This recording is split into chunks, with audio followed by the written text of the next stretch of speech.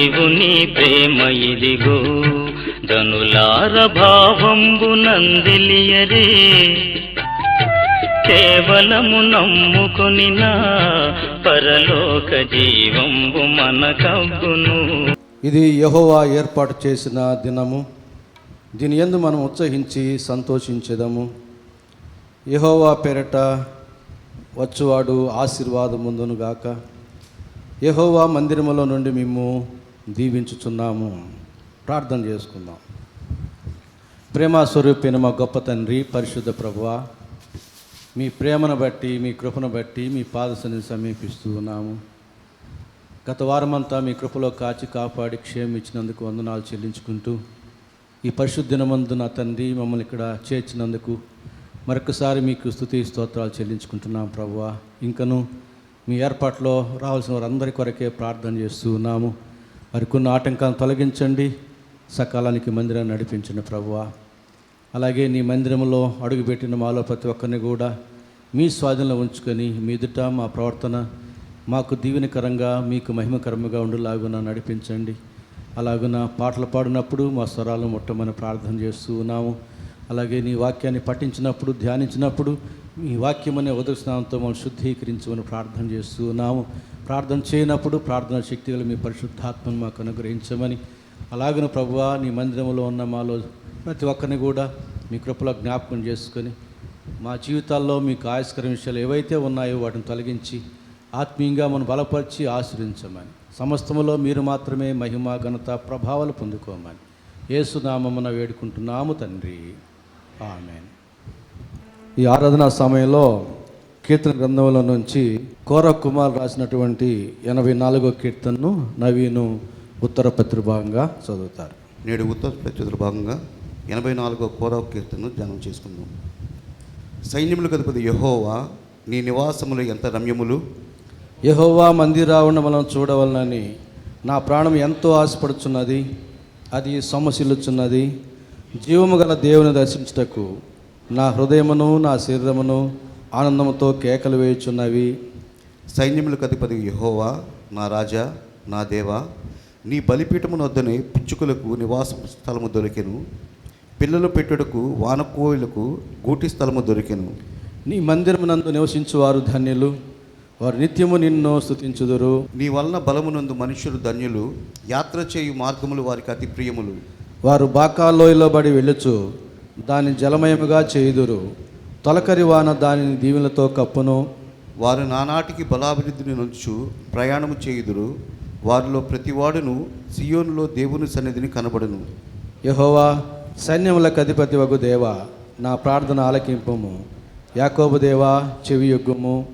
దేవా, మా కేడమా, దృష్టించుము. నీవు అభిషేకించిన వాని ముఖమును లక్షింపుము. నీ ఆవరణములో ఒక దినము గడుపుట 1000 దినముల కంటే శ్రేష్టము. భక్తిహీనుల గుడారములలో నివసించుట కంటే నా దేవుని మందిర ద్వారం వద్ద ఉండుట నాకిష్టము. దేవుడైన యెహోవా సూర్యుడును కేడుమునై ఉన్నాడు. యెహోవా కృపయు ఘనతయు అనుగ్రహించును. యథార్థముగా ప్రవర్తించు వారికి ఆయన ఏ మేలును చేయకమానడు. సైన్యములకు అధిపతి వగు యెహోవా, నీ యందు నమ్మిక ఉంచువారు ధన్యులు. దేవుడి పరిశుద్ధ వాక్యం దీవించునుగాక. ఆమేన్. మొదటిగా ఆనంద్ వచ్చి ఒక ప్రత్యేకమైన పాట పాడతాడు. నా గానము నా ప్రాణము నీవే కదా స్వామి, నీవే కదా స్వామి యేసయ్యా.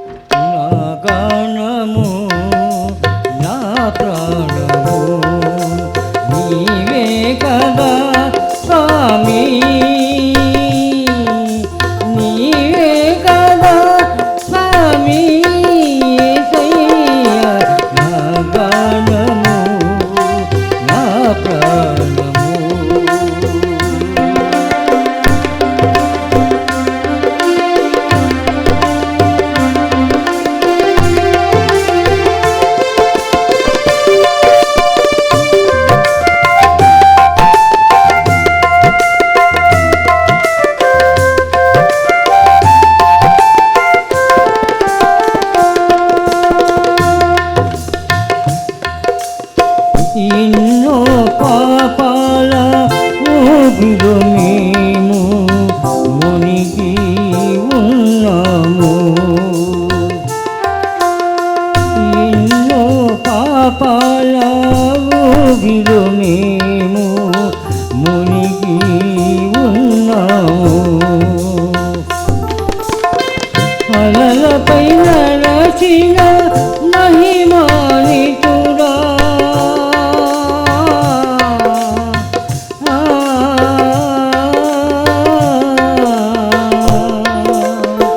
అలలపై నడచిన మహిమానితుడా, చేయుగమీయమయా నన్ను తీరము చేర్చుమయా. ఎవరు లేరయా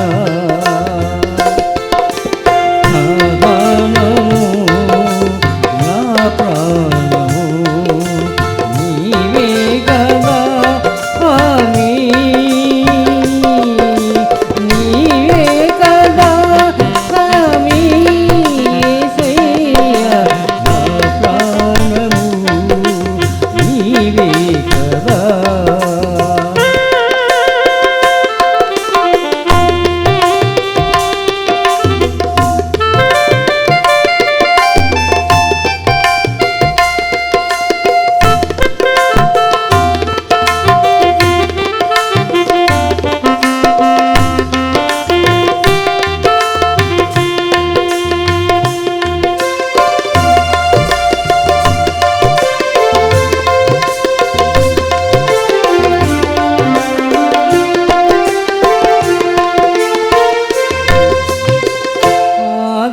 ఆదియువంతము నీవేనయ్యా, ఆదుకునేవారు మీరేనయ్యా.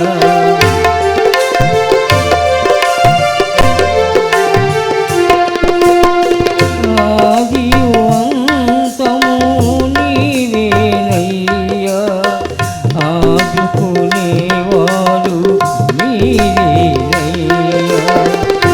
ఆలోచనకర్త ఆత్మ సంపూర్ణుడా,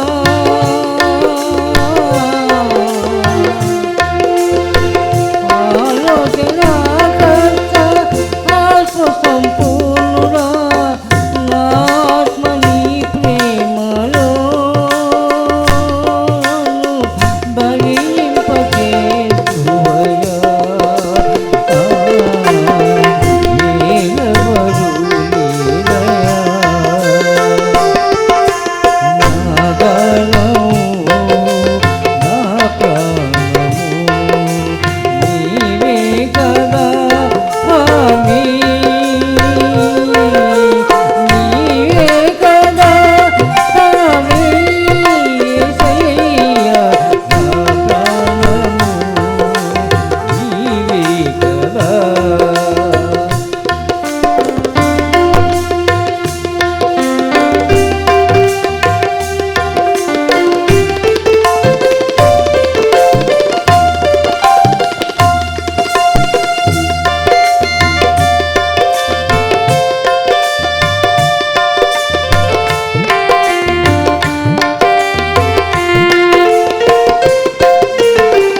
మార్గము నీవే, సత్యము నీవే, చీకటి జ్యోతివి నీవేనయ్యా.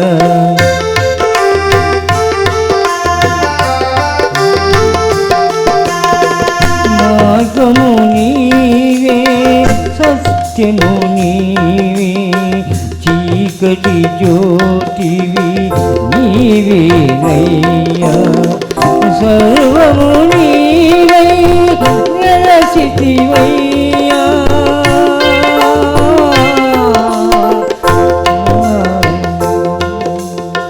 సర్వము నీవై వెలసితివయ్యా.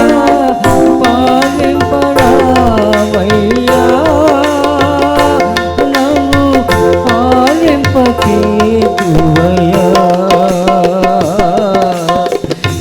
ఎవరు లేరయ్యా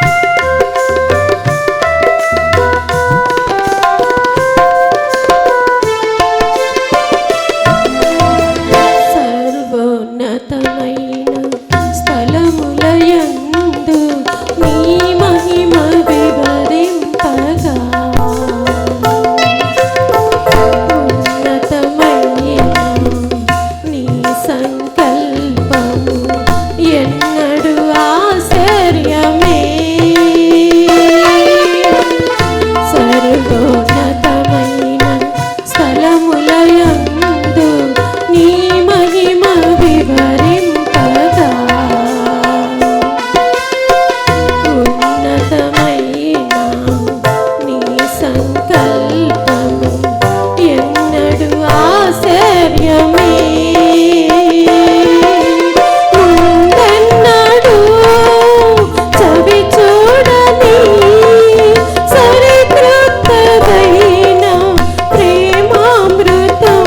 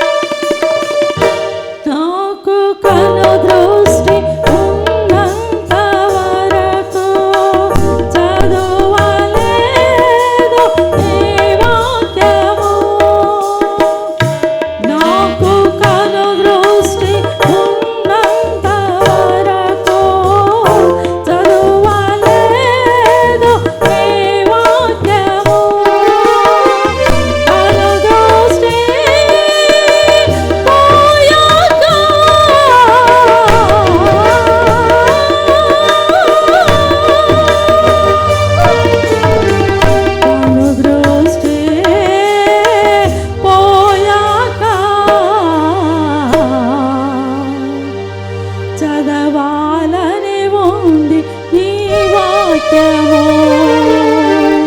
తను దృష్టే పోయాక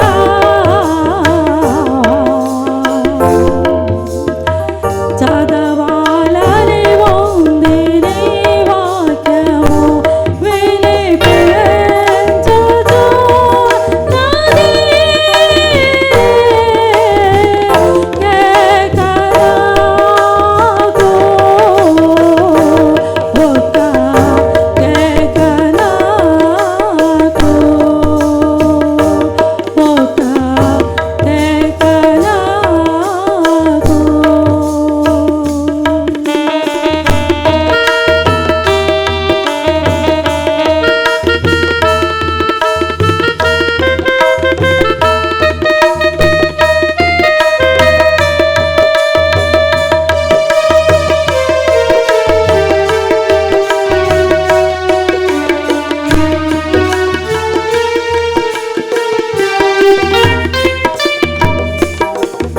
నాకు బలము ఉన్నంత వరకు నమ్మలేదు నా యేసుని. నాకు బలము ఉన్నంత వరకు నమ్మలేదు నా యేసుని. బలమంతా పోయాక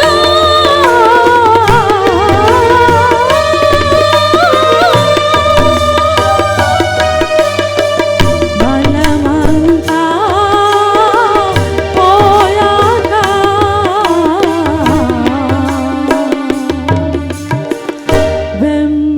వెంబడించాను నా యేసుని. బలమంతా పోయాక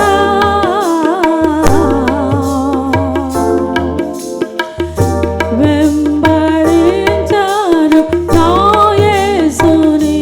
వినిపించుచు నాది ఒక్క కేకలకు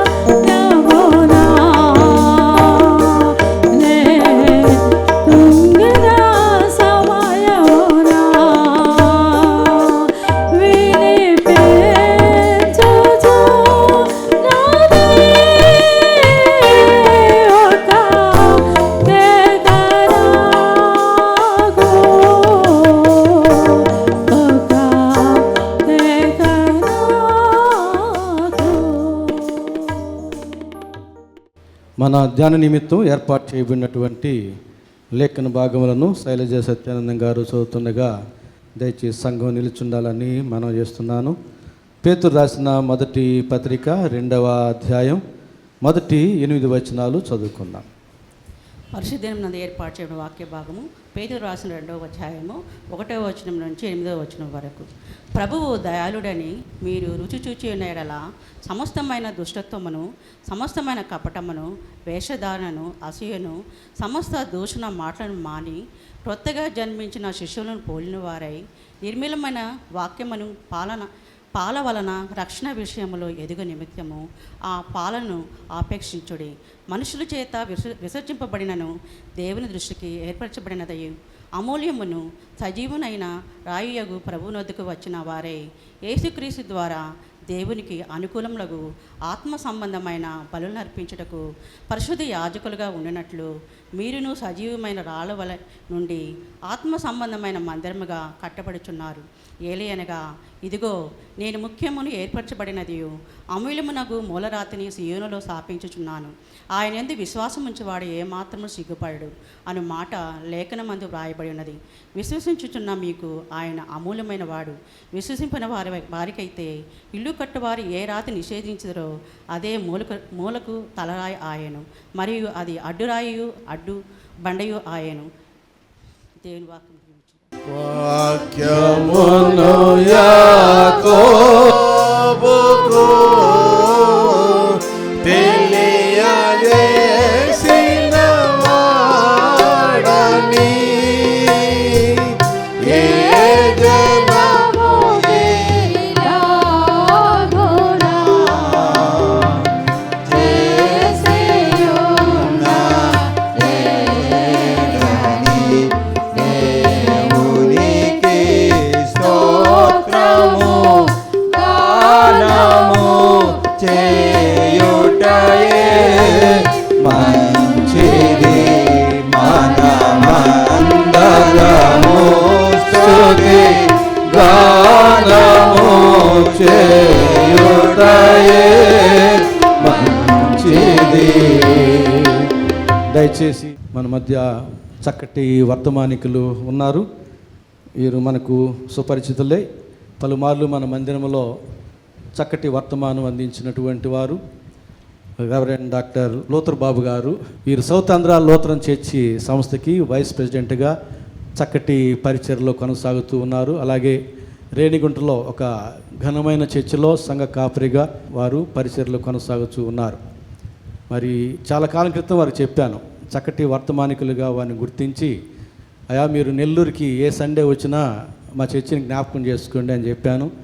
ఆ ప్రకారంగా మనకు 3 వారాల క్రితమే వీరు ఈరోజు నెల్లూరు వస్తున్నారని తెలిసింది. అంతేకాకుండా వారి గతంలోనే చాలా కాలం క్రితం వారికి ఆహ్వానం అందించిన రీతిగా వారికి మరలా ఒకసారి వారు వస్తున్నారనే విషయం తెలిసి మరి వారిని ఆహ్వానించినప్పుడు సంతోషంగా మన మధ్యకి వచ్చారు. మరలా ఇక్కడ వర్తమానం చెప్పి మరొక సంఘానికి వెళ్ళి వారు పరిచర్లో కొనసాగవలసి ఉంది. అయినప్పటికీ కూడా వారు మన ఆహ్వానాన్ని మన్నించి సంతోషంగా మన మధ్యకి వచ్చి ఉన్నారు. వారు ఈ సమయంలో మనకు వర్తమానం అందిస్తారు. ప్రభు ప్రేమను బట్టి వారిని వర్తమానం అందించడానికి ఆహ్వానిస్తూ ఉన్నాను. దేవుని నామునకు మహిమ కలుగునుగాక. దేవుని మహాకృపలో మరొకసారి ఈ సంఘ సహవాసములో నేను పాల్గొనడానికి దేవుడు నాకు ఇచ్చిన అవకాశాన్ని బట్టి దేవునికి కృతజ్ఞతాస్తుతి స్తోత్రాలు చెల్లిస్తున్నాను. అలాగే ప్రాముఖ్యంగా గతంలో పాస్టర్ గారు అలాగే ఇప్పుడు సార్ చెప్పినట్లే మీరు నెల్లూరు ఎప్పుడు వచ్చినా మీకు అవకాశం ఉంటే మా మందిరాన్ని దర్శించండి, ఇక్కడ కూడా పరిచర్య చేయండి అని చెప్పిన నేపథ్యంలో నేను ఇక్కడ లూథరన్ చర్చికి వస్తున్న పరిస్థితిలో మా సహోదరి మంజులమ్మ గారికి సార్కి నేను ఇన్ఫామ్ చేశాను. అంటే ఆల్రెడీ షెడ్యూల్స్ ఉంటాయి, ఒక్కోసారి పాస్టర్ గారు ఎవరికైనా షెడ్యూల్ ఇచ్చి ఉంటే మరి అది కష్టం అవుతుంది అని. బట్ వాళ్ళు వెంటనే పాస్టర్ గారు చెప్పడం, పాస్టర్ గారు నన్ను ఇన్వైట్ చేయడం జరిగిపోయినాయి. కాబట్టి దేవుని తర్వాత పాస్టర్ గారికి నా యొక్క కృతజ్ఞతలు తెలియపరుస్తున్నాను. నేను కలిచేడులో సేవ చేశాను, ఆయన కలిచేడులో ఉండగా ప్రభు ఆయన పట్టుకున్నాడు. సో ఆ బంధం మాతో ఇంకా కొనసాగుతుంది. అందును బట్టి దేవునిలో ఆనందిస్తుంటున్నాను. మీకందరికి కూడా మరి సంఘపక్షముగా పాస్టర్ గారు నన్ను ఆహ్వానించుంటున్నారు కనుక మీకు అందరికి కూడా నా హృదయపూర్వకమైనటువంటి వందనాలు చెల్లిస్తూ ఉంటున్నాను. ప్రార్థన చేసుకొని దేవుని వాక్యంలోకి వెళదాం. మా దేవ ప్రభా మీకు వందనాలు స్తోత్రాలు చెల్లిస్తుంటున్నా. మేము ఎట్టి వారమో ఇదిగో నాయనా, మా బలహీనత ఏంటో మా బలం ఏంటో సమస్తమును ఎరిగిన దేవుడవు. నీ నామమున నీ వాక్యమును ప్రకటించడానికి నీ సేవకుడు నిలబడుతుంటుండగా నైనా అవసరమైన మాటలు మమ్మల్ని బలపరిచేటివి, మమ్మల్ని సరిచేసేటివి, మేము దిద్దుకోవడానికి అవసరమైనవి, నీలో కొనసాగడానికి ప్రోత్సాహాన్ని ధైర్యాన్ని ఇచ్చే మాటలు నీ సేవకుని ద్వారా పలికించుమని యేసునామములో అడుగుచున్నాము తండ్రి, ఆమేన్. ప్రభునందు ప్రియ దేవుని జనమ, దేవుడు మనకిచ్చిన సమయాన్ని బట్టి దేవునికి వందనాలు స్తోత్రాలు చెల్లించుకుంటూ మనము చదువుకున్నటువంటి ఈ వాక్య భాగంలో అపోస్తుడైన పేతురు భక్తకోటికి రాస్తూ చక్కని మాటలు చెప్తున్నాడు. ప్రభు దయాళుడని మీరు రుచి చూచి ఉన్న ఎడల సమస్తమైన దుష్టత్వము, కపటము, వేషధారణ, అసూయ, సమస్త దూషణ మాటలను మాని క్రొత్తగా జన్మించిన శిశువులను పోలిన వారై.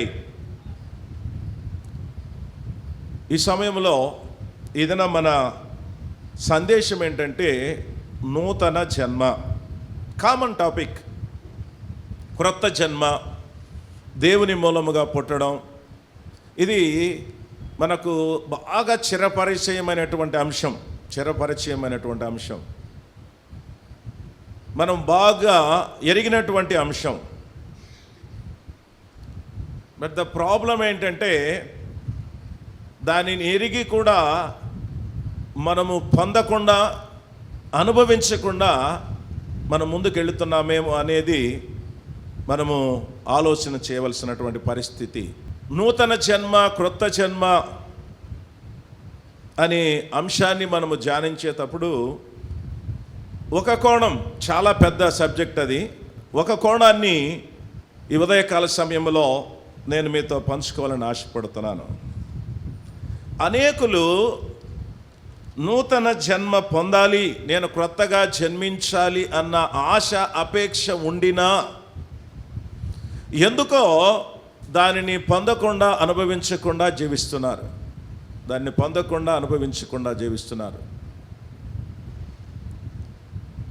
నువ్వు దేవుని బిడ్డగా ఎన్ని సంపాదించుకున్నా, ఎన్ని ఈ లోకములో అనుభవించినా కూడా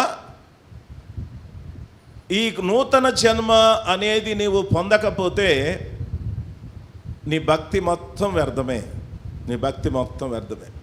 ఎందుకు అనంటే మనము భక్తి చేసేది దేని కొరకు భక్తి చేస్తున్నామండి? అల్టిమేట్గా మన గోల్, మన ఏమేంటి? పౌలు అంటాడు ఫిలిప్పీ పత్రిక 3వ అధ్యాయంలో, ఏ విధము చేతనైనను మృతులలో నుండి నాకు పునరుద్ధానము కలగవలనని సమస్తమును నష్టముగా పెంటతో సమానంగా ఎంచుకుంటున్నాను. ఏ విధము చేతనైన, పౌలే అంటున్నాడు అన్నమాట. somehow, ఏ విధము చేతనైనను మృతులలో నుండి పునరుద్ధానము చెంది ప్రభువుతో కూడా ఉండాలని. సో దేవుని సంఘం యొక్క అల్టిమేట్ ఎయిమ్, గురి ఏంటంటే, ఏ సేవకుడు, మీ పాస్టర్ గారి గురి కూడా ఏంటంటే మిమ్మల్ని దేవుని రాజ్యానికి సిద్ధపరచడమే అల్టిమేట్ గోల్. దేవుని రాకడకు సిద్ధపడమే దేవుని సంఘం యొక్క బాధ్యత, లేక భక్తి యొక్క ప్రధాన ఉద్దేశం. భూ సంబంధమైనవి సెకండరీ. యేసయ్య అన్నాడు, మొదట దేవుని రాజ్యాన్ని వెతకండి, అప్పుడు అవన్నీ మీకు అనుగ్రహించబడతాయని. సో దేవుని రాజ్యములోకి దాన్ని చూడాలన్నా, అందులో ప్రవేశించాలన్నా ఇట్ ఈస్ మ్యాండిటరీ. యోహాను సువార్త 3వ అధ్యాయంలో మనం చూస్తాం, నికోదేముతో యేసు ప్రభువారు అన్నమాట, ఒకడు క్రొత్తగా జన్మించితేనే కానీ, unless a man be born again, except a man be born again, ఒక వ్యక్తి క్రొత్తగా జన్మించితేనే కానీ దేవుని రాజ్యంలో. ఇది మ్యాండేటరీ, కంపల్సరీగా ఒక వ్యక్తి క్రొత్తగా జన్మిస్తేనే. నీవు దేవుని కొరకు ఎంత ఇచ్చినా, ఎన్ని చేసినా, ప్రసంగికుడమైనా, పాటగాడమైనా, ఇంకోటైనా నీవు క్రొత్తగా జన్మించకపోతే దేవుని రాజ్యంలోకి నీవు ప్రవేశించలేవు. అంటే నీ భక్తికి నువ్వు వేసుకునే మార్కులు ఏమవుతాయంటే 0 అవుతాయి. When it is mandatory, why we're not having that? మనలో అనేకులు ఎందుకు ఈ క్రొత్త జన్మను, నూతన జన్మను ఆశ ఉందండి. ఆశ లేదని నేను ఎట్టి పరిస్థితి, ప్రతి ఒక్కరికి ఆశే. దేవుని రాజ్యంలో నాకు దేవుని రాజ్యం అవసరం లేదని భక్తి చేసేవాడు ఎవడు ఉన్నాడో? భూ సంబంధమైన వాటికి ఫస్ట్ ప్రిఫరెన్స్ ఇచ్చినా, సెకండ్ ప్రిఫరెన్స్ మట్టుకు ఏదో ఒక రీతిగా దేవుని రాజ్యంలోకి కదా, చచ్చిపోయిన వాళ్ళని ఆ సమాధుల తోటలోకి ఎట్టటో చేరుస్తూ ఉంటారు చూడండి. ఆ విధంగా దేవుని రాజ్యంలో ప్రవేశించడానికి మ్యాక్సిమం మనం ప్రయత్నిస్తూ ఉంటాం. ఆశ ఉంది, బట్ అనుభవించే దగ్గర వాట్ ఈస్ రాంగ్? ఎందుకు దేవుని రాజ్యంలో లేక క్రొత్తగా జన్మించే అనుభవాలు అనేకులు ఇది నానా పొందలేకుంటున్నారు? సరే, పెద్ద సబ్జెక్ట్ కాబట్టి నేను షార్ట్గానే మీకు జ్ఞాపకం చేస్తాను. మీకు చాలా వాటి గురించి ఒకవేళ అనుమానాలు ఉంటే పాస్టర్ గారిని అడగండి, మళ్ళీ తీరుస్తాడు. దేవుని మూలముగా పుట్టడం లేకపోతే క్రొత్త జన్మ, కొందరికి సందేహమే. అసలు నాకు వచ్చిందా లేదా, నేను కలిగి ఉన్నానా లేదా? కలిగి ఉన్నవాడు ఎవరైనా నేను నూతనముగా జన్మించాను, నేను మారు మనసు పొందినాను అని చెప్పినప్పుడు మనం వెతుకులాడుతూ ఉంటాం. వాటిలో నూతన జన్మకు సంబంధించినవి ఏం మనకు కనబడతాయని. దేవుని వాక్యంలో మనం గమనిస్తే దేవుని మూలముగా పుట్టినటువంటి వాని లక్షణాలు ఎలాగుంటాయంటే, తీండి యోహాను మొదటి పత్రిక 5వ అధ్యాయము, యోహాను మొదటి పత్రిక 5వ అధ్యాయము మొదటి 5 వచనాలు. యేసుక్రీస్తు ఉన్నాడని నమ్ము ప్రతి వాడును దేవుని మూలముగా పుట్టి ఉన్నాడు. పుట్టించిన వారిని ప్రేమించు ప్రతి వాడును ఆయన మూలముగా పుట్టిన వారిని ప్రేమించును. మనము దేవుణ్ణి ప్రేమించచ్చు, ఆయన ఆజ్ఞలు నెరవేర్చువారమైతే మా దేవుని పిల్లలను ప్రేమించున్నామని దానవలని ఎరుగుదము. మనం ఆయన ఆజ్ఞలను గైకొనటే దేవుణ్ణి ప్రేమించుట ఆయన ఆజ్ఞలు భారమైనవి కావు. దేవుని మూలముగా పుట్టిన వారందరూ లోకమును జయించుదురు, లోకమును జయించిన విజయం మన విశ్వాసమే.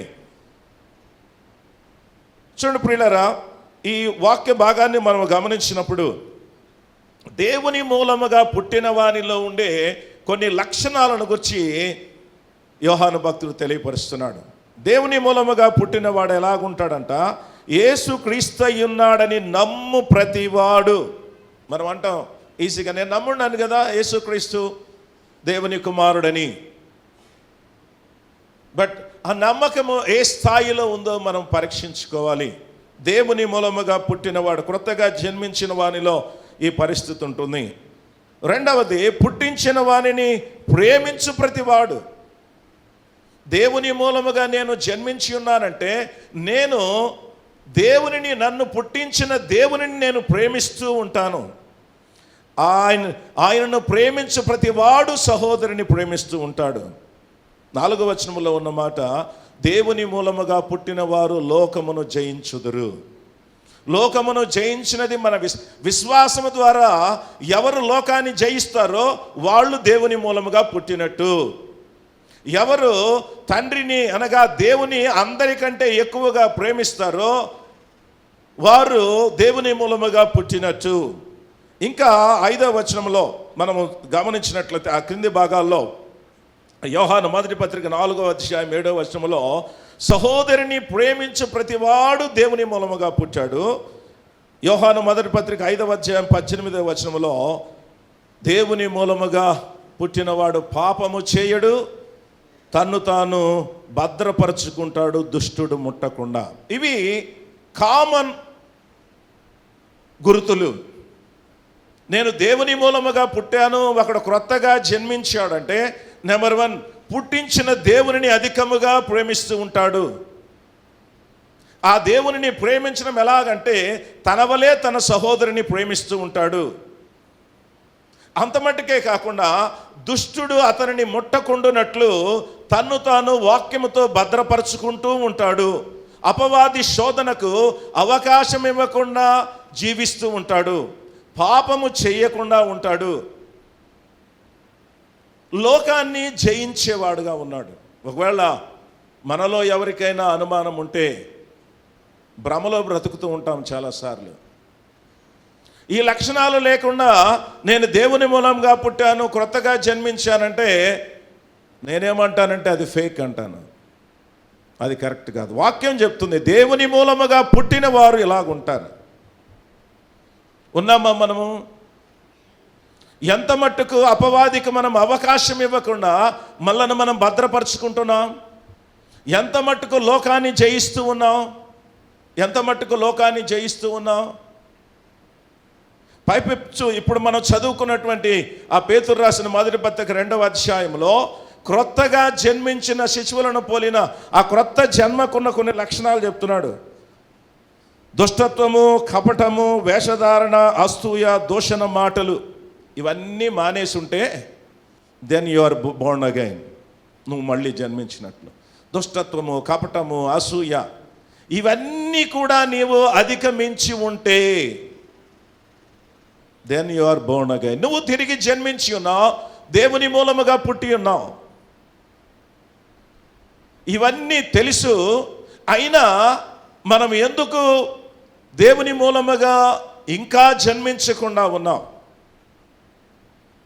ఒక వ్యక్తి క్రొత్తగా జన్మించాలి అనంటే, అతని జీవితం మారిపోవాలి అనంటే, దేవుణ్ణి అధికముగా ప్రేమించేవాడుగా ఉండాలి అనంటే, వాక్యం చెప్పే ఒకే ఒక గొప్ప సత్యం ఏంటంటే ఈ మొదటి వచనములో ఉంది, ప్రభువు దయాళుడని మీరు రుచి చూచి ఎరిగిన ఎడల.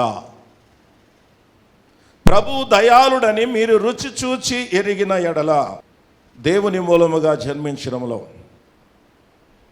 ప్రేమించడం, లోకమును జయించడం, పాపము చేయకుండా భద్రపరచుకోవడం, వీటన్నిటి మనము జరిగించాలి దేవుని మూలముగా పుట్టి అనంటే, దేవుని ప్రేమను, ఆయన దయాళుత్వాన్ని, ఆయన కృపను మనము రుచి చూడకపోవడమే. దేవుని ప్రేమను మనము సరిగ్గా రుచి చూచిన ఎడల నీకు చెప్పకుండానే, నీకు తెలియకుండానే నీలో ఆ క్రొత్త జన్మ అనుభవం అనేది వచ్చేస్తుంది.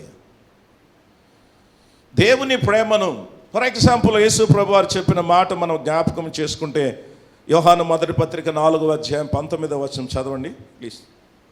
యోహాను మొదటి పత్రిక 4వ అధ్యాయం 19వ వచనం. ఆయనే మొదట మనల్ని ప్రేమించిన కనుక మనము ప్రేమించుచున్నాము. ఆయనే మొదట మనలను. సో మొదటి లక్షణం ఏంటంటే, దేవుని మూలముగా పుట్టినవాడు పుట్టించిన వాణిని ప్రేమిస్తాడు. ఒకడు దేవునిని నేను ప్రేమిస్తున్నానంటే, అన్లెస్ ఆ వ్యక్తి దేవుని చేత ప్రేమించబడి ఉంటే తప్ప దేవునిని ప్రేమించలేడు. ఎందుకనగా ఆయనే మొదట మనల్ని ప్రేమించాడు. సో ఎవడైనా నేను దేవుణ్ణి ప్రేమిస్తున్నాను అని అంటే అది ఎప్పుడు సరైనది అవుతుందంటే, దేవుడు అతనిని ప్రేమించి ఉండినప్పుడే జరుగుతుంది. దేవుని మూలముగా పుట్టినటువంటి పరిస్థితిలో దేవుని ప్రేమను రుచి చూచినప్పుడే, దేవుని ప్రేమను రుచి చూచినప్పుడే. పిల్లరా, దేవుని ప్రేమ కలువరి సిలువలో ప్రత్యక్షమైనంతగా మనకెక్కడ ప్రత్యక్షం కాదు.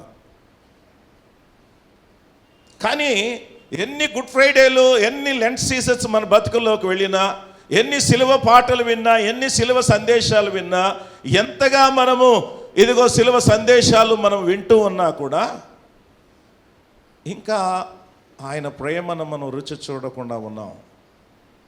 ఆయన ప్రేమను మనం రుచి చూడకుండా ఉన్నాం. ఫాల్ట్ ఎవరిది? He is trying his best. దేవుడు తన శక్తి మేరకు తనకు ఎంత ఓపిక ఉందో, ఎంత సహనం ఉందో అంతగా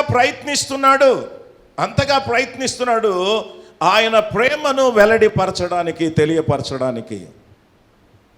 కానీ మనము దానిని రియలైజ్ కాకుండా, రికగ్నైజ్ చేయకుండా దాటేస్తున్నాం. బైబిల్లో నుంచి ఒక చిన్న ఎగ్జాంపుల్ చెప్పి నేను ముందుకెళ్తాను. దేవుని యొక్క ప్రేమను అద్భుతంగా రుచి చూచాడు ప్రవక్త అయిన యోనా. దేవుని ఆజ్ఞకు అవిధేయుడై నినివేకి వెళ్ళమంటే తర్షీషుకు వెళుతున్న పెద్ద మనిషిని దేవుడు తన ప్రేమ చేతనే ఇతని మీద ప్రేమ కలిగించే దేవుడు తుఫాను కలిగించాడు. ఇతనికి ఒక రియలైజేషన్ ఇచ్చాడు. వాళ్ళకి చెప్పే సాక్ష్యాన్ని చెప్పడానికి ఆకాశమునకు సముద్రమునకు దేవుడైన యెహోవా దేవుని యొక్క ప్రవక్తను నేను ఇలాగూ పారిపోతున్నాను అని చెప్పాడు.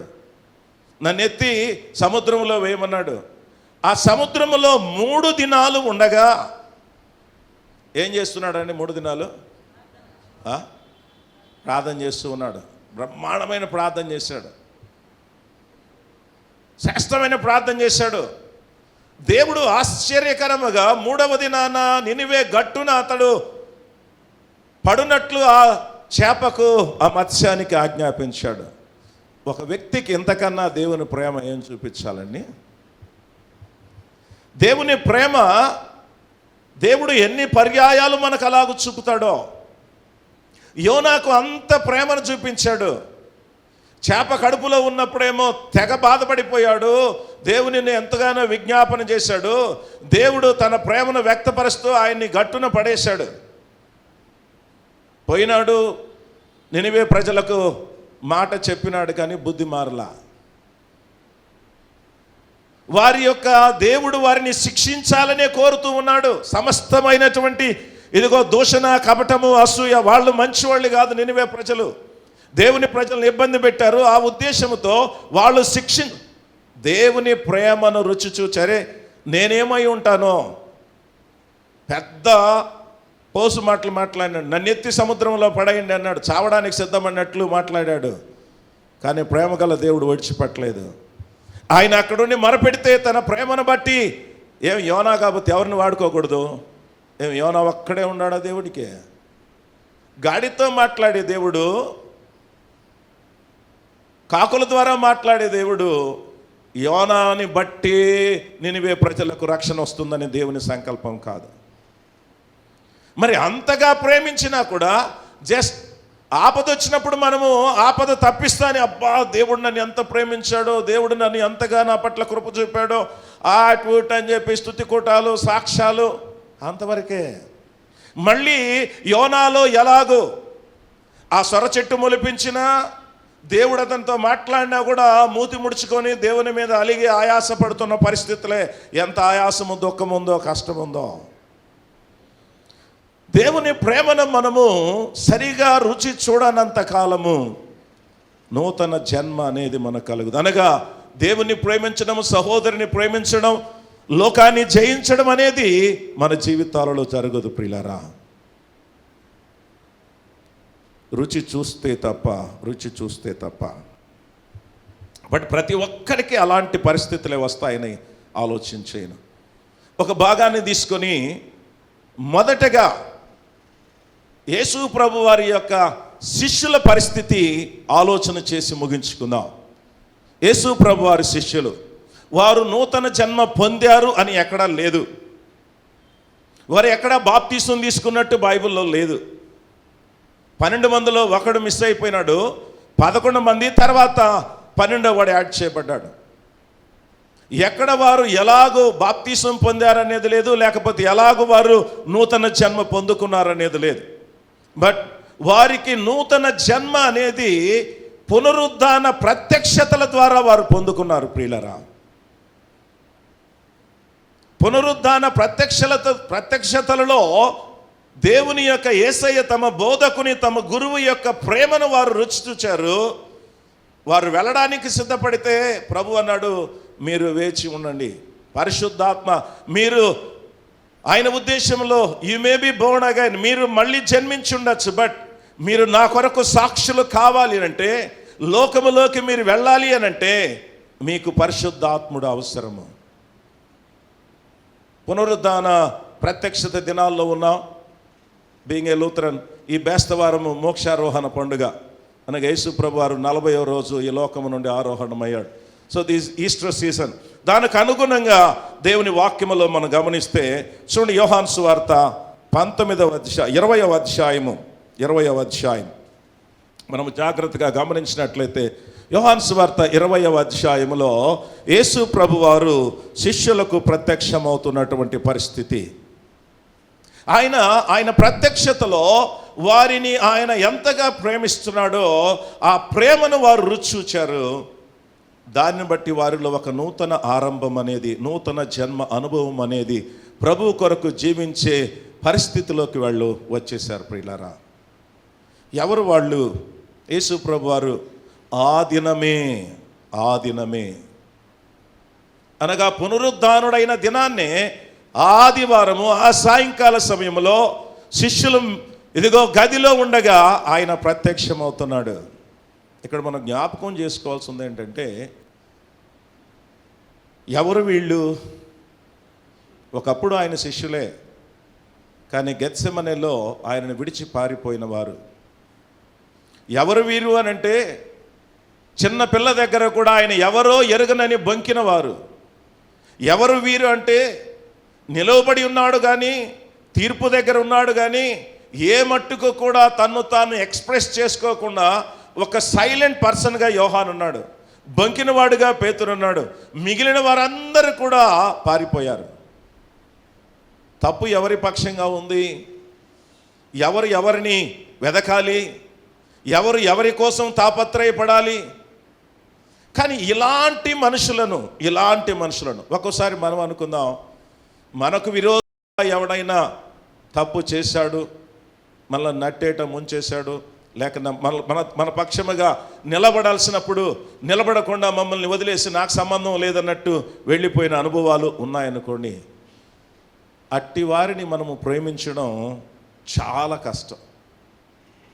ఇలాంటి మనుషుల దగ్గరికి ప్రభువారు వెతుక్కుంటూ రావడం అనేది ఆయన ప్రేమకు గొప్ప నిదర్శనముగా ఉంది. ప్రియులారా, ద సేమ్ డే సిచ్యువేషన్ ఎలాగుంది వాళ్ళకి అనంటే, ఒక 4 రకాలైన పరిస్థితులు ఉన్నాయి వారిలో. మొదటిది భయముతో ఉన్నారు. ఏంటి వాళ్ళ భయము అనంటే, ఒకటి యేసయ్యను సిలువేశారు, నెక్స్ట్ టార్గెట్ మేమే. బాగా తెలుసు వాళ్ళకి, అదొక భయము. రెండవ భయము దానికి మించింది ఏంటంటే, అప్పటికే వార్త వచ్చేసింది. ఏమని?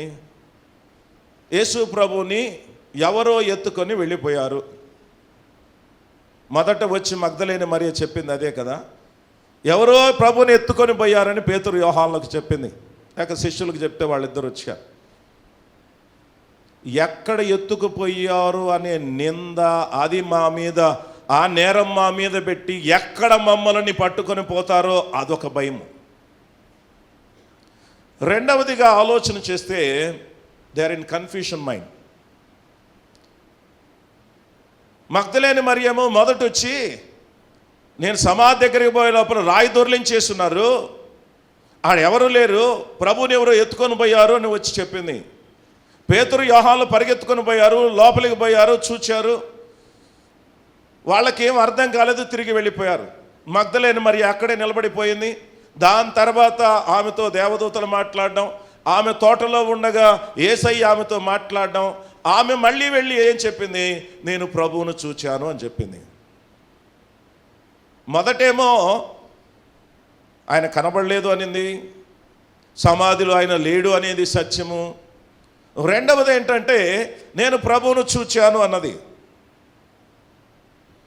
అదే దినాన లూకాసు వార్తలు మనం గమనించినట్లయితే 24వ అధ్యాయంలో ఎమ్మాయి మార్గంలో పోతున్న 2 శిష్యులతో ప్రభు మాట్లాడుతూ వెళ్ళాడు. చివరికి వాళ్ళ కన్నులు తెరవబడ్డాయి, ఆయన వారి మనసులు తెరవచాడు, వాళ్ళు ప్రభు అని గుర్తించాడు.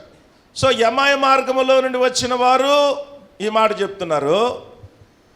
మగ్దలేని మరియ ఇలాగూ చెప్పింది, కానీ వాళ్ళు నమ్మే పరిస్థితిలో లేరు. ఆయన లేచాడా, ఎవరైనా ఆయన ఎత్తుకొని పోయారా? మగ్దలేని మరియమైతే ఇలాగూ చెప్తుంది, వీళ్ళేమో ఇలాగూ చెప్తున్నారు. అంత సులభమా అండి పునరుద్ధానాన్ని? మొదటి పునరుద్ధానం అది. చచ్చిపోయిన వాళ్ళని బతికిచ్చింది పక్కన పెట్టండి, అది పునరుద్ధానం కాదు.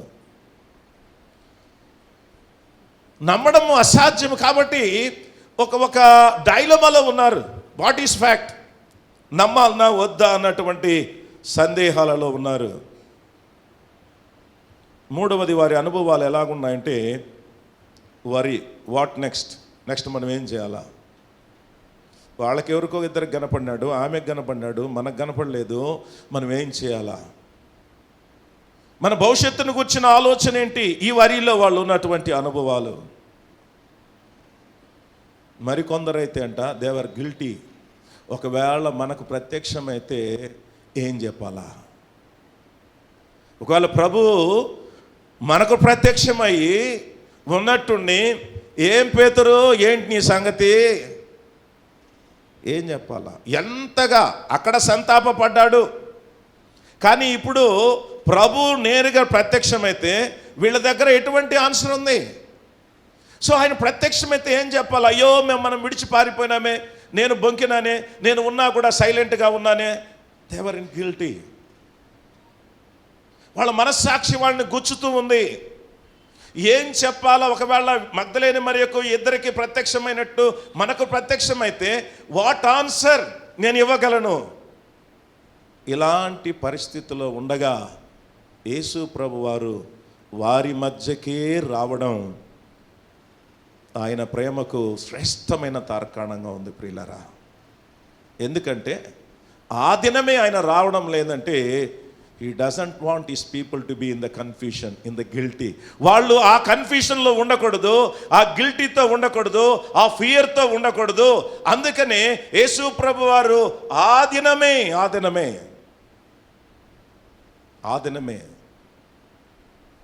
వాళ్ళలో ఆ సందేహాలు కానీ, భయము కానీ, చింత కానీ, ఆ కలవరము ఏది ఉండకూడదు అని ఎంత ప్రేమగల దేవుడో చూడండి ప్రియులారా. సహజంగా వీళ్ళు ఎత్తుక్కోవాలా? ఆయన పునరుద్ధరణయ్యా, నువ్వు వాళ్ళకు ప్రత్యక్షమైనవంట, వీళ్ళకు ప్రత్యక్షమైనవంట, మాకు కూడా ప్రత్యక్షము కానీ. వీళ్ళు ఎంత వెతికారు?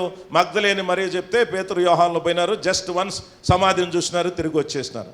అంత తప్పితే వారు ఆశించింది ఏమీ లేదు ప్రభుని గురించి.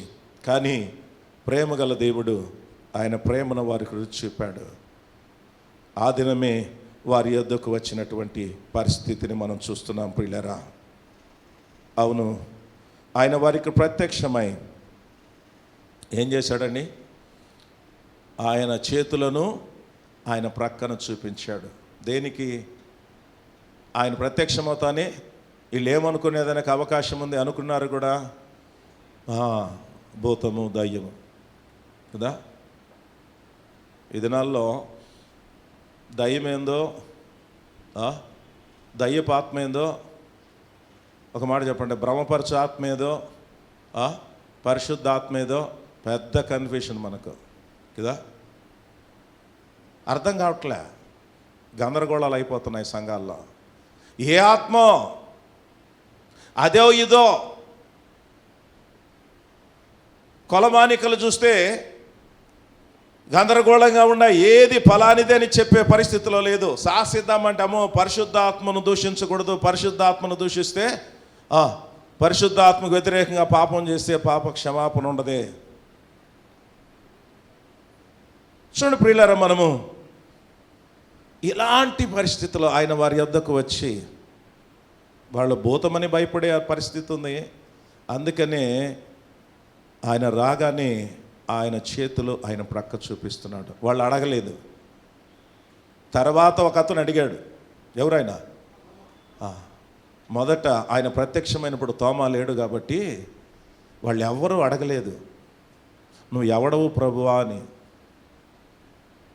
భయపడ్డారు, భూతం అనుకున్నారు. కానీ ఆయన బ్రతికున్నప్పుడే భూతం అనుకున్నారు కదా. గలిలయ సముద్రంలో ఆయన వారి యొద్దకు నడిచి వస్తూ ఉన్నప్పుడు ఆయన వెంటనే ఎంతగా వాళ్ళ అనుమానాలను నివృత్తి చేస్తున్నాడు చూడండి. ఆయన చేతులను ప్రక్కను చూపిస్తున్నాడు. వాళ్ళు గిల్టీగా ఫీల్ కాకుండా, మీరు లేఖనాల్లో చూడండి, నా సమయాన్ని బట్టి నేను కూడా స్పీడ్ అవుతున్నాను. 2 సార్లు ప్రభు ఆ దినాన ప్రత్యక్షమైనప్పుడు సమాధానాన్ని ప్రకటిస్తున్నాడు. మీకు సమాధానము కలుగునుగాక అంటే, నేను మీతో సమాధానంగా ఉన్నాను, నాతో మీరు సమాధానంగా ఉండండి, డోంట్ ఫీల్ గిల్టీ. నేను మిమ్మల్ని, మీరు నన్ను విడిచిపెట్టారని, లేకపోతే నన్ను ఎరగనని బొంకారని, లేకపోతే మీరు ఏం పలకకుండా ఉన్నారని నాకు ఎలాంటి ఫీల్ లేదు. I am having peace with you. మీకు సమాధానము కలుగునుగా కానీ యేసు ప్రభు వారికి సమాధానాన్ని ప్రకటిస్తున్నాడు. ఆశ్చర్యపోతున్నటువంటి పరిస్థితులు ప్రియులారా. వారిలో ప్రభువుని గూర్చి ఏ కష్టము ఏ ఇబ్బంది ఉండకూడదని కదా, గిల్టీ చాలా కష్టంగా ఉంటుంది. ఆదికాండం 45వ అధ్యాయంలో మనం చూస్తే యాకోబు చనిపోయినాడు. అంతకుముందే యోసేపు వాళ్ళని క్షమించేశాడు, తండ్రిని తీసుకురమ్మన్నాడు, తీసుకొచ్చిన తర్వాత వీళ్ళకి అన్నీ కూడా ఏర్పాటు చేశాడు. అయిన తర్వాత యాకోబు చనిపోయిన తర్వాత మళ్ళీ భయపడుతున్నారు యోసేపు అన్నలో. దేనికి? నాయన ఉన్న రోజులు మనల్ని ఏమనలేదు యోసేపు, మనం అతనికి చేసిన దాన్ని బట్టి ఇప్పుడు తండ్రి చనిపోయాడు, ఎక్కడ మనలను మన బిడ్డలను మన కుటుంబాలను ఇబ్బంది పెడతారో అని చాలా భయపడుతూ ఉంటారు. యోసేపు పిలిచి మళ్ళీ వారితో మాట్లాడతాడు. తప్పు చేసినప్పుడు మనస్సాక్షి అంతగా అది ప్రభుకు విరోధముగా, మనుషులు పట్టే జాలర్ని చేపలు పట్టే వారిని తీసుకొచ్చి చేసే సుంకరులని శిష్యులుగా చేసుకుంటే, ఇదిగో భూలోకాన్ని తలకిందులు చేసే పరిస్థితి వారికి ఇస్తే, అలాంటి వారు ఇలాంటి పని చేసినప్పుడు కృతజ్ఞత లేదా మీకు? అడిగాడు కదా, ఒక్క గడి అయినా మేలుకొని ఉండలేరా? బట్ వారికి తన గాయపు గుర్తులను చూపించి వారికి సమాధానాన్ని ప్రకటించి తన ప్రేమను ఆయన వ్యక్తపరిచాడు ప్రియులారా. That was the memorable issue in the life of disciples. వారు నూతన జన్మను పొందుకున్నారు. అంతకుముందు యేసు ప్రభుని ఎరిగిన వారే వాళ్ళు. కానీ ఏమైంది? పరిస్థితుల్లో నిలబడలేకపోయారు. పునరుద్ధాన ప్రత్యక్షతలో వాళ్ళకి ఒక న్యూ బోర్న్ ఎక్స్పీరియన్స్ కలిగింది. వీటిని బేస్ చేసుకుని యోహాను సువార్త 21వ అధ్యాయంలో అంటాడు, యోహాను కుమారుడైన సీమోను, నీవు వీరికంటే నన్ను ఎక్కువగా ప్రేమించున్నావా? ముమ్మారు అడుగుతాడు, ముమ్మారు బొంకాడని అవి కామన్గా మనం చెప్తూ ఉంటాం. But behind that the love before his death, love after his resurrection. పేతురు, మునుపు ప్రేమ కాదు, ఇప్పుడు నువ్వు ఎంతగా ప్రేమిస్తున్నావు. సో ఆయన ఆదినానే వారికి ప్రత్యక్షమై సమాధానాన్ని ప్రకటించి, గాయాలను చూపి వారిలో ఉన్న భయము, ఆందోళన, చింత, కలవరము, ఆ యొక్క కన్ఫ్యూషన్ అనేది లేక మనస్సాక్షి గద్దిస్తుంటుంది, దాన్ని అన్నింటినీ తొలగించడం ద్వారా ప్రభు తన ప్రేమను వారికి రుచి చూపించారు ప్రియులారా. రెండవదిగా మనం గమనిస్తే 21వ వచనంలో ఆయన వారికి, చదవండి 20:21 యోహాను సువార్త. అప్పుడు యేసు మరలా మీకు సమాధానం కలుగునుగాక, తండ్రి నన్ను పంపిన ప్రకారం నేను మిమ్మల్ని పంపిస్తున్నానని వారితో చెప్పాను. సో సెకండ్ థింగ్, ఆయన ఎలాగూ వారిని ప్రేమిస్తున్నట్టు చూపిస్తున్నాడంటే, ప్రేమను రుచి చూపిస్తున్నాడంటే, రెండవది బై గివింగ్ ఏ కమిషన్. నేను మిమ్మల్ని పంపుచున్నాను, తండ్రి నన్ను పంపినట్టే నేను లోకమును పంపుచున్నాను. యేసయ్య వాళ్ళని ఎంత ప్రేమిస్తున్నాడో, హీ వాస్ ట్రయింగ్ అది చూపించేశాడు, మాట్లాడేశాడు. ఇప్పుడు ఒకప్పుడు నేను 12 మందిని పంపించాను కదా, ఒకప్పుడు 70 మందిని పంపించాను కదా, మీరు వెళ్ళి వచ్చాయా నీ నామాన దయ్యాలు వెళ్ళగొట్టాము అని చెప్తే దాన్ని బట్టి సంతోషించబాకండి అని చెప్పాను కదా. I did not take back the commission which I gave you earlier. నేను మీకు గతములో ఇచ్చినటువంటి ఆ కమిషన్ని నేను వెనక్కి తీసుకోవడం లేదని చెప్పి మళ్ళీ వారికి కమిషన్ ఇచ్చుట ద్వారా ఈ షోయింగ్ హిస్ లవ్, ఆయన తన ప్రేమను చూపించాడు. అక్కడ 22వ వచనం కూడా చదవండి. ఆయన ఈ మాట చెప్పి వారి మీద ఊది he gave his spirit. Commission ఇచ్చాడు, వెళ్ళండి అని చెప్పి, తండ్రి నన్ను పంపించినట్లు నేను పంపిస్తున్నాను అన్నాడు. రెండవది వారి మీదికి ఊది పరిశుద్ధాత్మ పొందుడి. చాలు మొత్తం అట్టే ఉన్నాడు. ఇంకొక వచనం చదువుకోవాలి. He gave his spirit. అంటే మీరు అసలు నా గురించి మీరు ఏమి ఫీల్ కాబాకండి. ఎంత వాళ్ళని ప్రేమిస్తున్నాడో దానంతటినీ కార్యరూపంలో, మాటల రూపంలో చూపించేస్తున్నాడు. వాళ్ళకి తన ఆత్మను అనుగ్రహిస్తున్నాడు. అంతకుముందు ఎప్పుడూ అలాంటి అనుభవం లేదు. బట్ ఇప్పుడు ఎందుకనంటే వారు ఏ మట్టుకు కూడా ఆయన ప్రేమను వాళ్ళు తెలుసుకుంటేనే ఆయనను ప్రేమిస్తూ వారు సజీవులుగా సాక్షులుగా నిలబడగలరు. ఇదిగో లోకములోనికి వెళ్ళగలరు. లోకములో ఉన్న ప్రజలను ప్రేమించి వారికి సువార్త చెప్పగలరు. సో దేవుని ప్రేమను ఎంత వారు రుచి చూడాలో అంతగా ప్రయత్నిస్తున్నాడు. He gave his spirit, he gave a commission. 23వ వచనం చూడండి. మీరు ఎవరి పాపములు క్షమింతురో అవి వారికి క్షమించబడును, ఎవరి పాపములు మీరు నిలిచి ఉండనిత్తురో అవి నిలిచి ఉండనని వారితో చెప్పాను. He gave N authority. ఒక అధికారం ఇస్తున్నాడు వాళ్ళకి. ఎలాంటి అధికారము? మీరు ఎవరి పాపాలు క్షమిస్తారో వారి పాపాలు క్షమించబడతాయి. ఎవరి పాపాలు నిలిచి ఉండేటట్టు చెప్తారో వారి పాపాలు అంతకన్నా గ్రేట్ అథారిటీ ఎవరికి ఇస్తారండి? ఒక ఊరి మీద అథారిటీ కాదు. మీరు ఎవరిని పాపాలు క్షమించబడ్డాయని చెప్తారో వాళ్ళ పాపాలు క్షమించబడతాయి. సో యేసు ప్రభు వారు పునరుద్ధాన ప్రత్యక్షతలో ఆయన అలాగూ తన్ను తాను వెతుక్కుంటూ వచ్చి ప్రత్యక్షపరచబడ్డాన్ని బట్టి, ప్రత్యక్షపరచుకోవడాన్ని బట్టి, అధికారం ఇవ్వడాన్ని బట్టి, ఆత్మను ఇవ్వడాన్ని బట్టి, వారికి తిరిగి ఆ కమిషన్ ఇవ్వడాన్ని బట్టి ఆయన వాళ్ళను ఏ మట్టుకు కూడా విడిచిపెట్టడం లేదు. ఆయన వాళ్ళని ఎంతగా ప్రేమిస్తున్నాడో ఆ ప్రేమను రుచి చూచారు కనుక ప్రభుకి సాక్షులు కాగలరు. అనగా లోకాన్ని జయించారు. ఏమన్నారు ఆదిమ అపోస్తలులను చూసి? ఇదిగో భూలోకమును తలకిందులు చేయవారు. పాపం అంటకుండా ఉండగలిగారు. ప్రభు కొరకు హతసాక్షులు ఎంతగా దేవుణ్ణి ప్రేమించారు, సహోదరులను ప్రేమించారు. వారు ప్రేమించేది ఒక ఎత్తు, సంఘములో ఎంతగా సహోదర ప్రేమ ఆదిమ సంఘాల్లో వారు చూడగలిగారు. Unless we taste the love of God, we taste the goodness of God, unless we taste the grace of God, ఆయన కృప, ఆయన మంచితనం, ఆయన ప్రేమను మనము రుచి చూడకపోతే నీవు నూతనముగా జన్మించలేవు, దేవుని రాజ్యములో చేరలేవు. ఆలోచన చేద్దాం, ఎలాగుంది మన పరిస్థితి? ఆయన ప్రేమను రుచి చూడడానికి సంవత్సరాలు అవసరం లేదండి, ఏదేదో అవసరం లేదండి. దమస్కు మార్గంలో సౌలా నీవేళ నన్ను హింసించుచున్నావు. ఎవరో ప్రభా, నీవు హింసించుచున్నా యేసున్నావు. మారిపోలేదా? సరేనండి, ఆయనకంటే అక్కడి నుంచి ఆయన గుర్రం నుంచి పడ్డాడు, సర్వం ఆకాశం నుండి వినపడింది కాబట్టి ఆయన క్రొత్త జన్మ వచ్చింది, మారు మనసు వచ్చింది పౌలుకి అని అంటావు. వాట్ అబౌట్ 8th చాప్టర్లో ఉండే నపుంసకుడు? వాడు అన్యుడు. యెషయా గ్రంథాన్ని చదువుతూ వెళుతున్నాడు. దానికి ముందు వెనకాల లేవు, ఇంటర్ప్రిటేషన్స్ లేవు, డాక్ట్రిన్స్ లేవు, ఇంటర్ప్రిటేషన్స్ లేవు. దానికి సంబంధించినటువంటి వేరే గ్రంథాలు లేవు. యెషయా గ్రంథం చదువుతున్నాడు. వదకు తేబడి గొర్రెవలే మౌనముగా ఉన్నాడు. మారు మనసు పొందలేదా?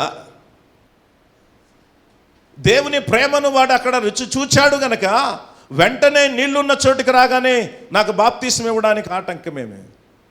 దేవుని ప్రేమను రుచి చూడడానికి సంవత్సరాలు దినాలు అవసరమిలా. దేవుని ప్రేమ పునరుద్ధానుడైన శిష్యులకు, పునరుద్ధానుడైన ప్రభు ప్రత్యక్షమైనట్లు మనకు ప్రత్యక్షమైన ప్రతినిత్యము నువ్వు చదువుతుండగా you can taste the love of God. నపుంసకంలాగా నువ్వు త్రోవలో ఉండగా దేవుడు నీకు వినిపించే మాట ద్వారా నీ దేవుని ప్రేమను రుచి చూడొచ్చు.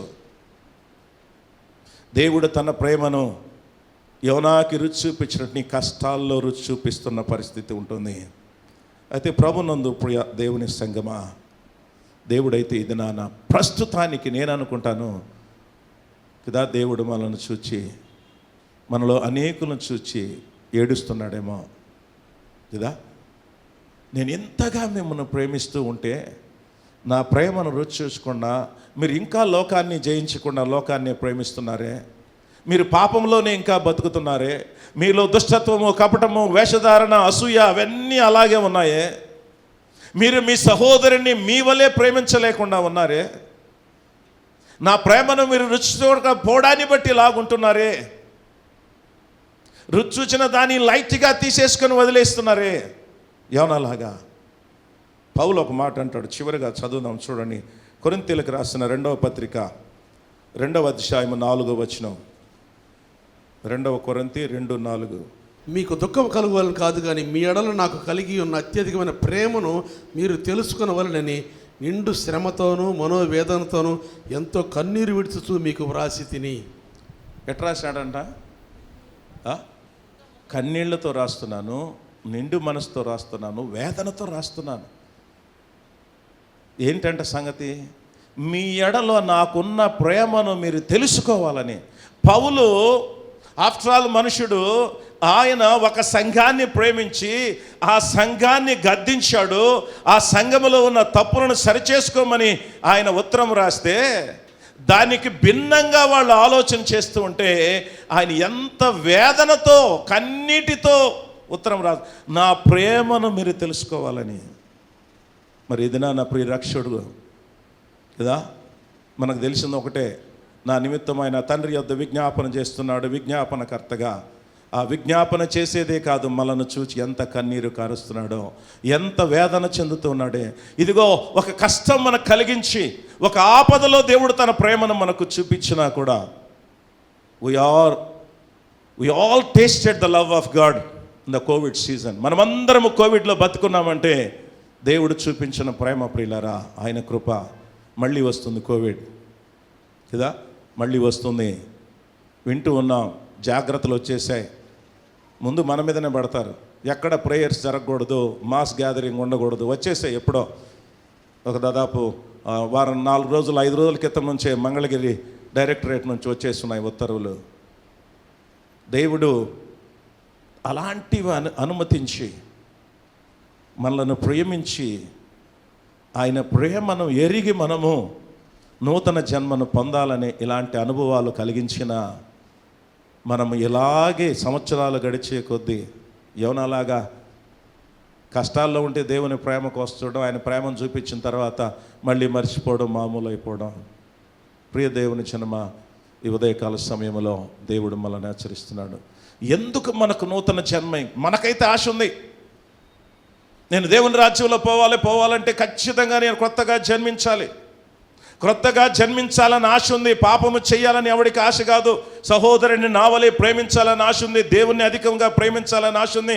అసూయ, ఈర్ష, ద్వేషము, కపటం ఏది ఉండకూడదని ఆశ ఉంది. బట్ ఆ నూతన జన్మను పొందుకోవడానికి దేవుని ప్రేమను మనము సరిగా రుచి చూడకుండా ఆయన తన ప్రేమను ప్రత్యక్షపరిచినప్పుడు దాన్ని ఈజీగా తీసుకుంటూ దాన్ని హత్తుకొని దానిలో నిలబడకుండా ముందుకు సాగుతున్నామేమో. దేవుడైతే ఉదయకాల సమయంలో మరొకసారి మనల్ని హెచ్చరిస్తుంటుండగా, క్రొత్తగా జన్మించితేనే కానీ unless except your Born again you will not enter in to the Kingdom of God. దేవుని రాజ్యములోకి చేరే భక్తి చేయకుండా ఇంకొక భక్తి చేయడం అంత దౌర్భాగ్యం మరొకటి లేదు. జాగ్రత్త పడదాం, ప్రభువుకు అప్పగించుకుందాం. చిన్న ప్రార్థన చేసుకుందాం. మదేవ ప్రభు, మీకు స్తోత్రాలు. నేను విత్తబడిన వాక్యం కొరకు ప్రార్థిస్తున్నాం. దైనా మాలోనే, మా కుటుంబాల్లోనే, మా సంఘాలలోనే, క్రైస్తవుల్లోనే, సేవకుల్లోనే కుట్రలు, కుతంత్రాలు, ఈర్ష్యలు, అసూయలు, ద్వేషాలు, పగలు ప్రేమిస్తున్నామన్నమాటే కానీ నైనా ప్రేమ లేనటువంటి పరిస్థితి, ద్వేషం ఉండే పరిస్థితి, నీ ప్రేమను రుచి చూడకపోవడాన్ని బట్టి మేము ఇంకా అలాగ బ్రతుకుతున్నామేమో.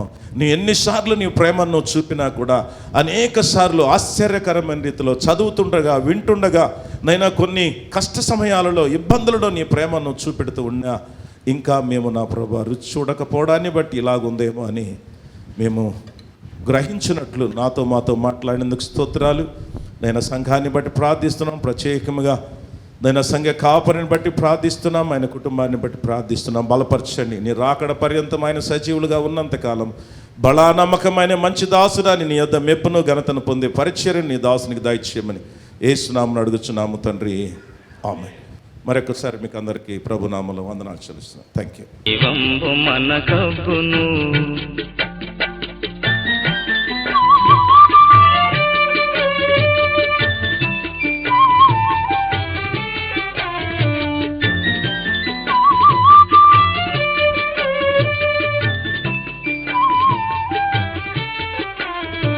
సర్వలోకము మనలను తన వాక్య సత్య